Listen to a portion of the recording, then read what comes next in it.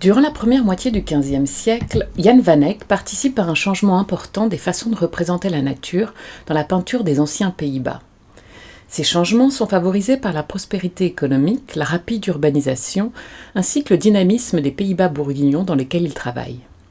Contrairement à son grand-père, Philippe le Hardi, et son père, Jean sans Peur, qui avaient leur résidence à Paris ou Dijon, Philippe le Bon est en effet le plus souvent à Gand et à Bruges. On ne sait pas grand-chose de la formation de Jan van Eyck, sinon qu'il était peintre de cour et diplomate au service du duc de Bourgogne, Philippe le Bon, après avoir travaillé à la cour de La Haye. Pour le duc de Bourgogne, il réalise de nombreux voyages diplomatiques, même si son voyage en Italie n'est qu'une pure spéculation. Avant de s'installer en 1433 à Bruges, où il ouvre son atelier. C'est alors qu'il achève la première des 3 œuvres sur laquelle nous allons nous arrêter aujourd'hui.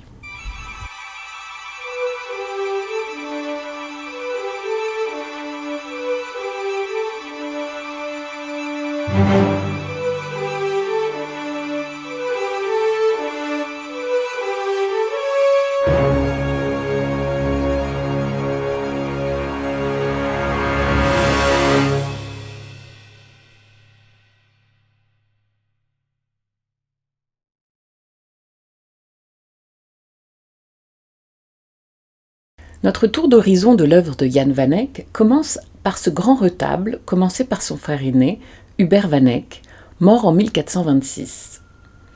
Jan van Eyck reprend la suite des opérations et termine l'œuvre autour de 1432, année de son inauguration. L'information est apportée par une inscription sur le cadre du polyptyque. Peintre sans égal, Hubert m'a commencé, et c'est Jan qui le mena à son terme.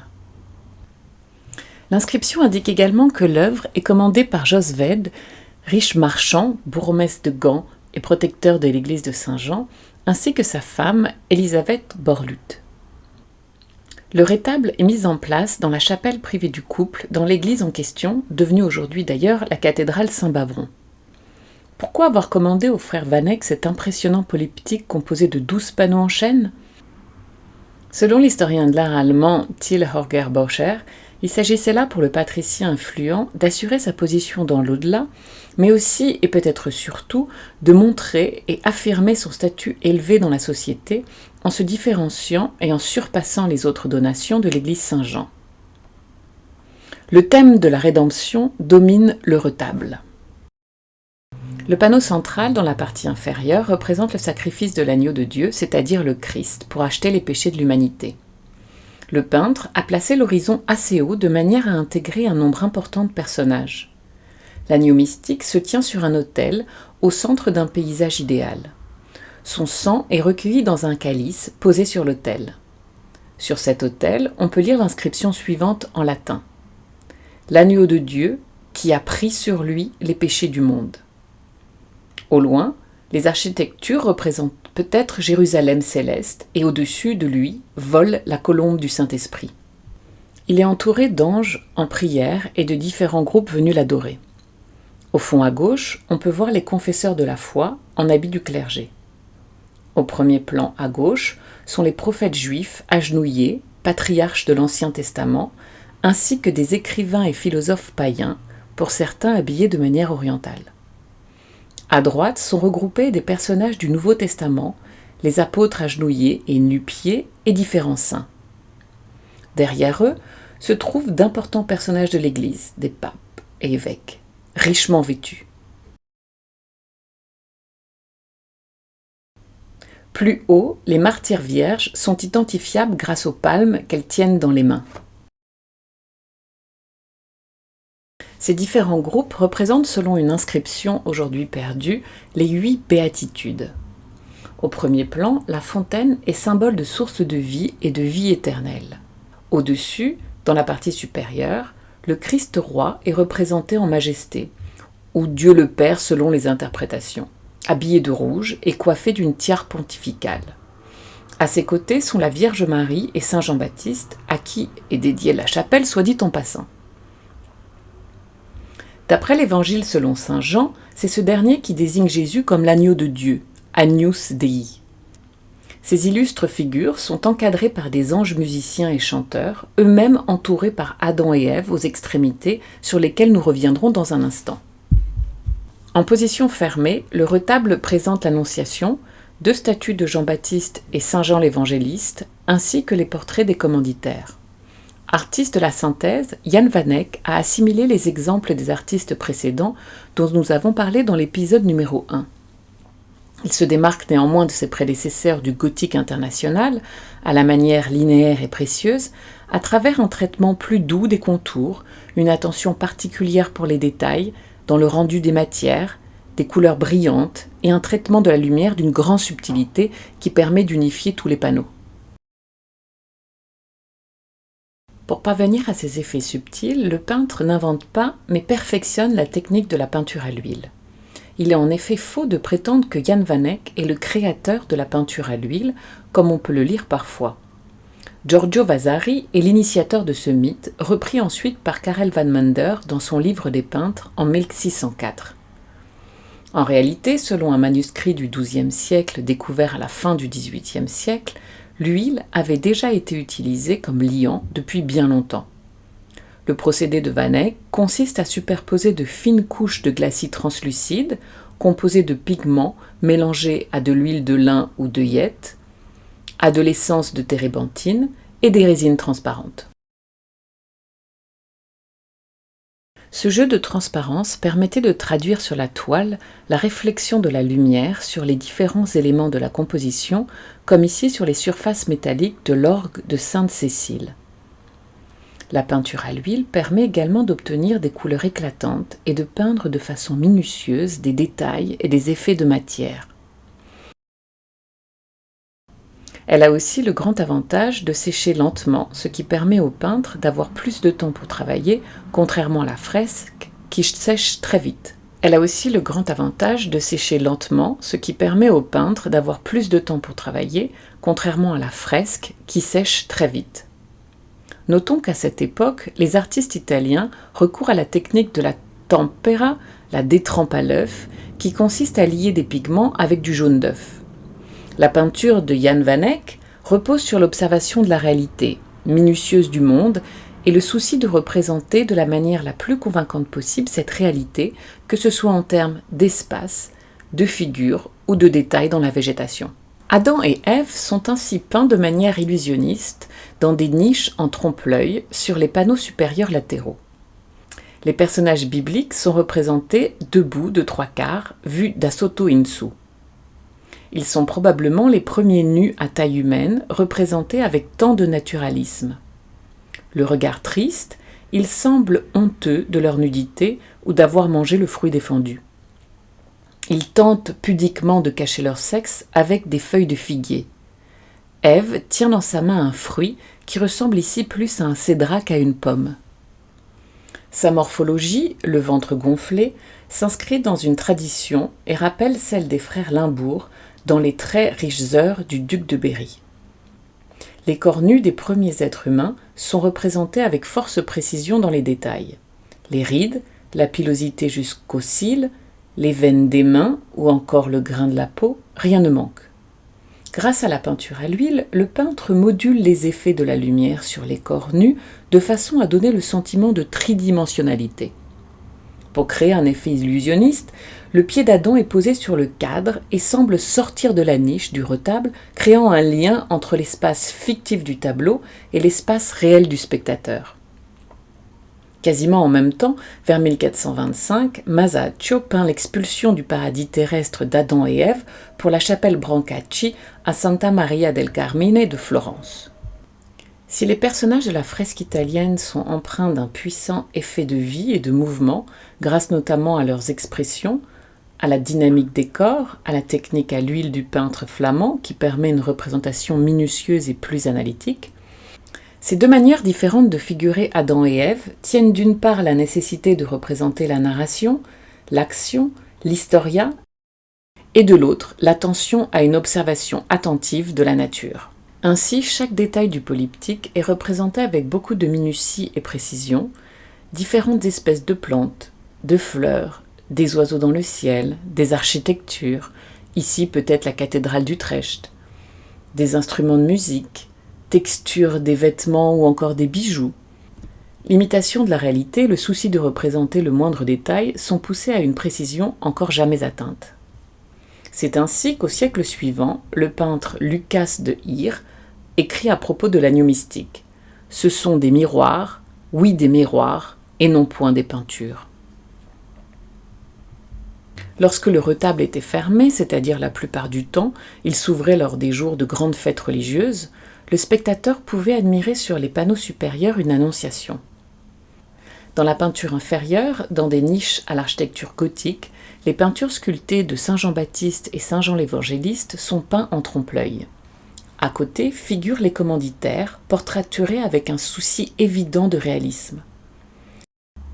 Le souci de reproduire le plus fidèlement possible la réalité ne consiste pas seulement à peindre des détails minutieusement, mais aussi à concevoir le polyptyque de manière à l'intégrer parfaitement à l'espace dans lequel il était présenté. Comme je l'ai déjà dit, le retable prenait place dans la première chapelle méridionale du chœur de Saint Jean-Baptiste de Gand. Le peintre opère une continuation entre la lumière réelle de l'église et la lumière fictive de la représentation. Ainsi, on peut remarquer que dans l'Annonciation, l'ombre portée des personnages est conçue en fonction de la source de lumière de la chapelle. Par ailleurs, la fenêtre de la chapelle se reflète dans un bijou porté par une des figures. Ce procédé rend la scène très présente au spectateur en jouant sur les limites de la représentation et en reliant l'espace fictif et l'espace réel de la chapelle. Le soin porté à cette représentation du réel correspond à une nouvelle dévotion et à des pratiques liturgiques. Il s'agissait de rendre la scène plus présente pour le fidèle et l'inviter à se servir de l'image comme support de prière.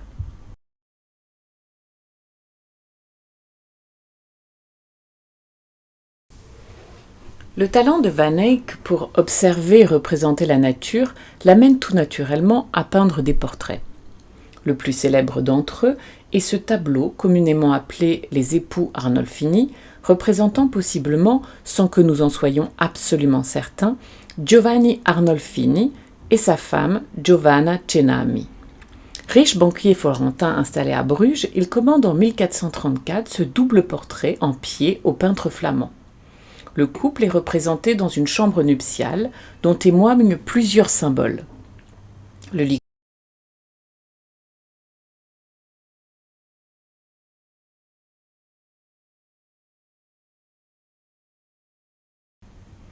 lit conjugal en premier lieu, le petit chien référence à la fidélité et l'unique bougie allumée sur le lustre qui pourrait renvoyer à la flamme nuptiale. L'épouse d'Arnolfini était décédée l'année même de la représentation du tableau. La bougie éteinte de son côté rendrait ainsi compte, selon certains, de sa disparition. Comme dans le tableau précédent, les détails sont peints avec une très grande précision. Au centre de la composition, derrière le couple, est accroché sur le mur du fond un miroir sur le cadre duquel 10 médaillons représentent différentes scènes de la Passion du Christ. Dans le miroir, toute la pièce se reflète. On y aperçoit le couple vu de dos, ainsi que 2 autres personnages, l'un vêtu de bleu, l'autre en rouge. S'agit-il d'un prêtre et de son assistant, ou encore des témoins du mariage ?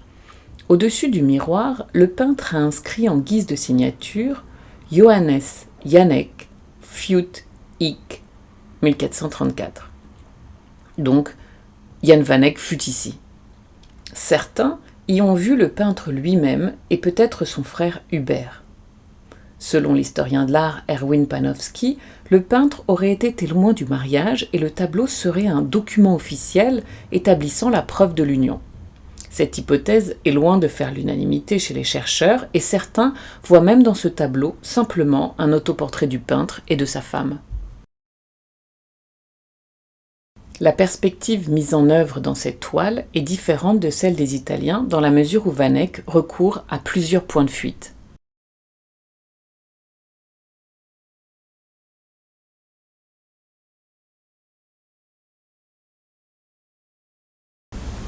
Un an plus tard, Van Eyck peint ce tableau pour le chancelier du duc de Bourgogne Philippe le Bon, Nicolas Rolin. Il était destiné à la nouvelle chapelle Saint-Sébastien de l'église Notre-Dame du Châtel à Autun. C'est dans cette église qu'étaient enterrés les ancêtres du commanditaire. Dans une loggia, le chancelier agenouillé sur un prie-dieu, les mains jointes, fait face à la Vierge Marie qui tient sur ses genoux l'enfant Jésus. Ce dernier bénit le commanditaire d'un geste de la main et tient dans l'autre une sphère surmontée d'une croix, l'orbe, symbole du pouvoir temporel et spirituel du Christ sur le monde. Marie, reine des cieux, est coiffée d'une luxueuse couronne en or par un ange. Dans cette scène que l'on appelle conversation sacrée, Nicolas Rolin est donc figuré dans le même espace et de la même taille que les personnages saints. Il est vêtu d'une somptueuse robe de brocart brodée de fils d'or et doublée de fourrure. Ce costume rend compte de la richesse du personnage et par la même occasion de sa position sociale. En effet, selon des recherches, le chancelier, au moment de la commande du tableau, venait de faire son entrée dans la noblesse. Il est d'ailleurs à ce sujet intéressant de noter qu'une photo infrarouge du retable a révélé la présence dans le dessin sous-jacent d'une bourse à la taille du commanditaire. Les traits du chancelier Rolin sont fidèlement reproduits, sans idéalisation. On peut les comparer à un autre portrait du même homme dans le retable du jugement dernier de l'Hôtel-Dieu de Beaune, peint par van der Weyden.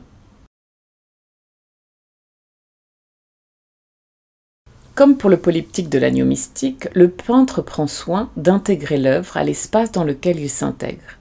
En effet, une source extérieure au tableau, provenant de la droite, où se trouve la fenêtre de la chapelle, éclaire les personnages. L'espace est cohérent et les lignes de fuite de l'architecture, notamment le damier au sol, se rejoignent à un point unique sur les principes de la perspective des Italiens. Le mur du fond de la pièce représentée est ouvert en son centre par une large baie composée de 3 arcades sur un paysage urbain.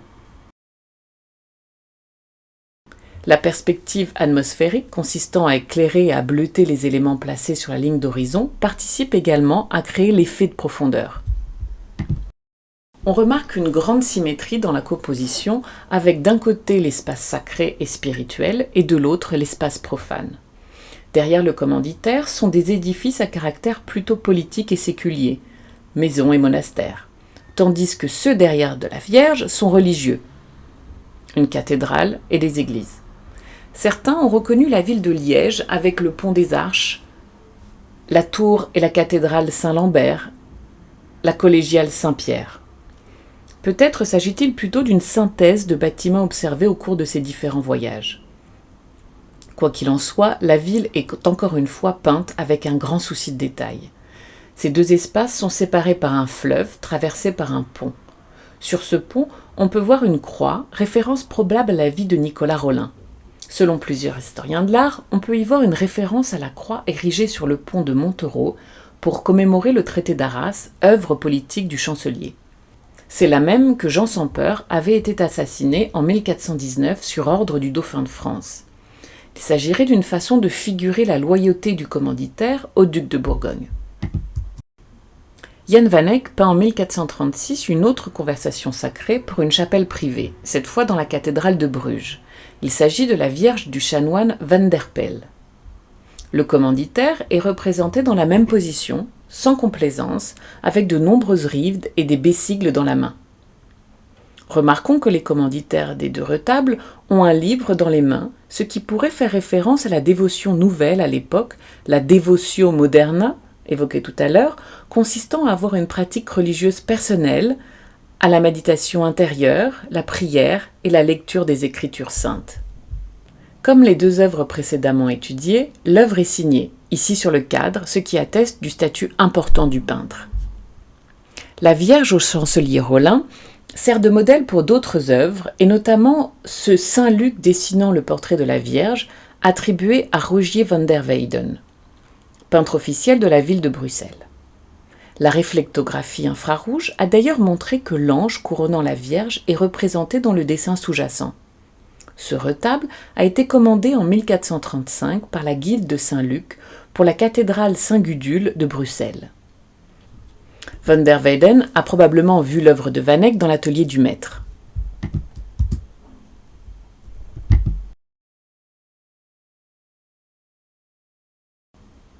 Un peu à la même époque, Rogier van der Weyden peint ce grand retable pour la chapelle Notre-Dame hors les murs de Louvain à la demande de la corporation des albalétriers de la ville.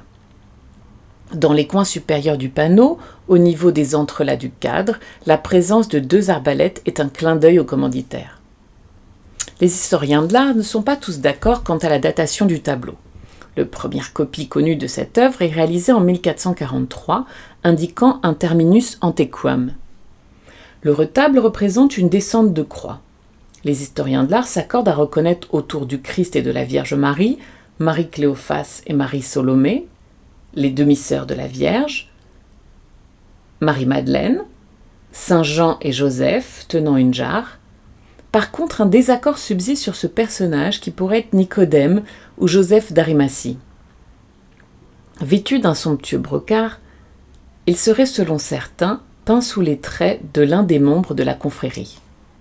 Les personnages s'inscrivent dans un espace relativement restreint, dans une composition presque sur un seul plan, rappelant les bas-reliefs. En haut de la croix, l'homme se contorsionne pour ne pas déborder du cadre. Alors que le corps de son fils est en train d'être descendu de la croix, soutenu par 2 hommes, la Vierge s'évanouit. Sa position fait écho à celle de son fils dans une savante composition de mise en parallèle des 2 personnages.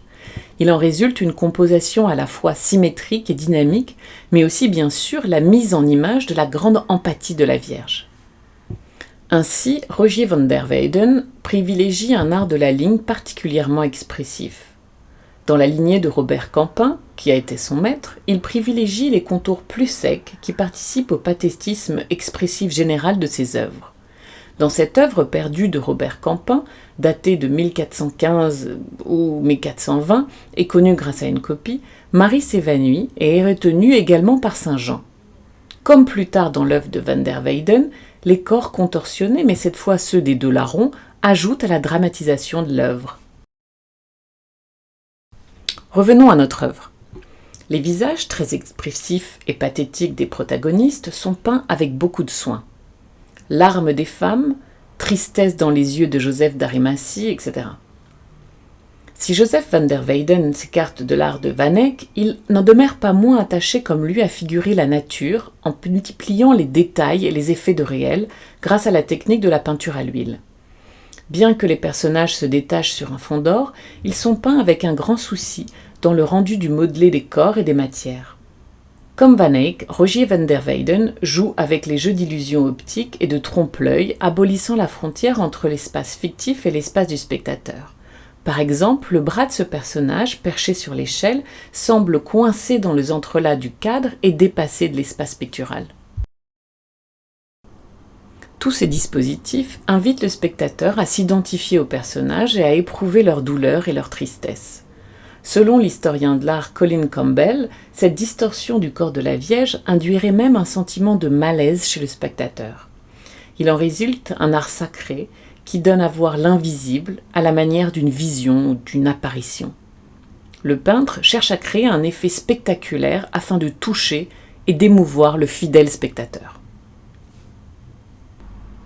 Si aucune preuve n'a encore été faite du voyage en Italie de Van Eyck, nous savons par contre que van der Weyden y a séjourné autour de 1450 et qu'il a notamment pu admirer les fresques de Gentile da Fabriano à l'église Saint-Jean de Latran à Rome, ainsi que les œuvres de Fra Angelico dont il s'est directement inspiré.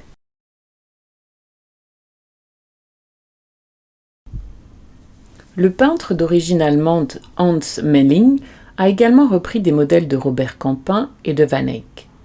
Selon plusieurs historiens de l'art, ce peintre a travaillé dans l'atelier de Rogier van der Weyden à Bruxelles. Giorgio Vasari, mais aussi d'autres auteurs, le décrivent comme l'élève de Rogier. Plus tard, autour de 1465, il s'installe à Bruges, où il ouvre son propre atelier.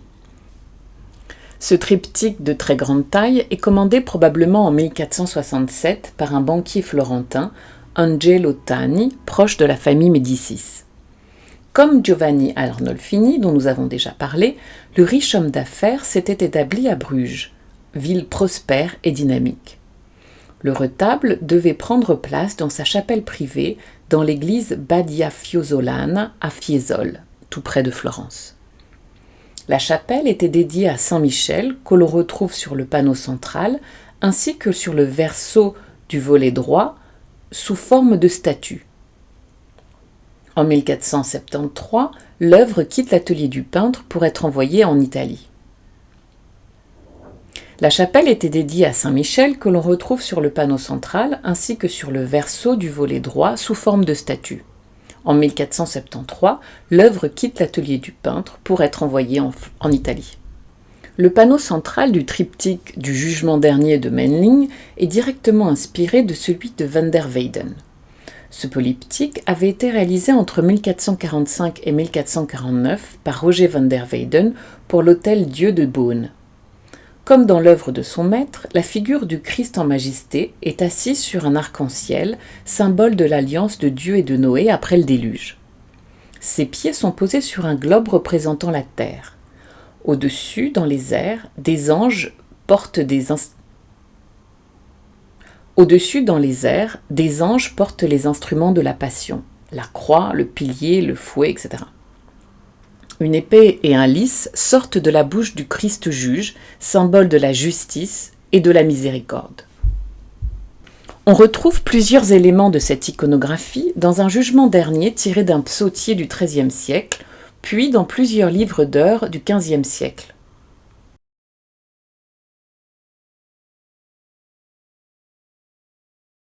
L'origine est probablement l'iconographie du Christ montrant ses plaies et entouré des instruments de la Passion, dont vous voyez ici un des premiers exemples connus.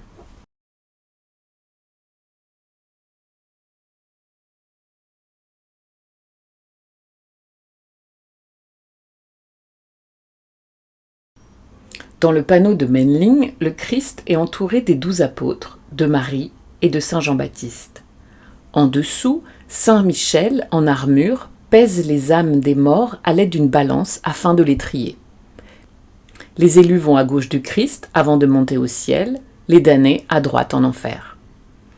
En bas, à droite du panneau, une femme sort de sa tombe.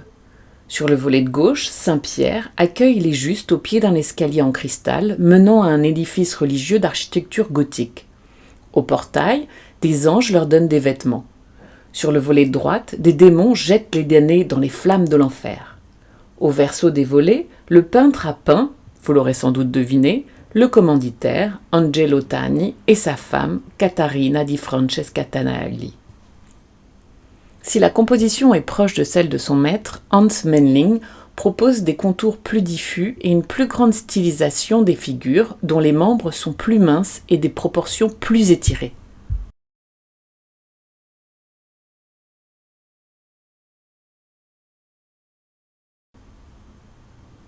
Les peintres flamands ont ainsi développé une peinture qui, si elle n'est pas radicalement nouvelle, se distingue assez nettement de celle qui est produite à la même période en Italie. Produisant des œuvres d'une grande finesse dans les détails et le rendu de la lumière, les artistes néerlandais ont amplement profité de l'amélioration de la technique de la peinture à l'huile initiée par les Van Eyck. Ainsi, alors qu'à la même époque les Italiens théorisent la perspective et mettent en avant la notion d'historia, le récit visuel, les Flamands favorisent une représentation du monde plus analytique, basée sur l'observation du monde, y compris dans le rendu des expressions humaines.